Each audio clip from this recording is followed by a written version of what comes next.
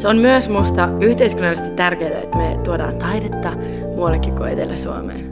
Että tällainen keidas keskellä ei mitään on olemassa. Tanssia, koska pidän kehollisesta työskentelystä ja esittävistä taiteista ylipäätänsä. Tämä paikka tukee myös sitä, että mä oon jo aika paljon.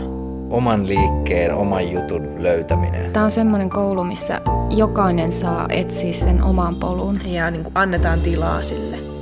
Ja sit se on huippu, että meillä tehdään niin paljon esityksiä. Kulmatanssiin koko ajan tavallaan tarkentuu. Joka päivä tulee uusia oivalluksia.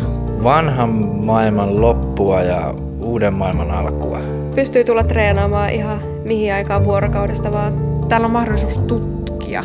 Mahtavat tilat ja ihmiset, joiden kanssa tehdä. Joka päivä oppii jotain uutta.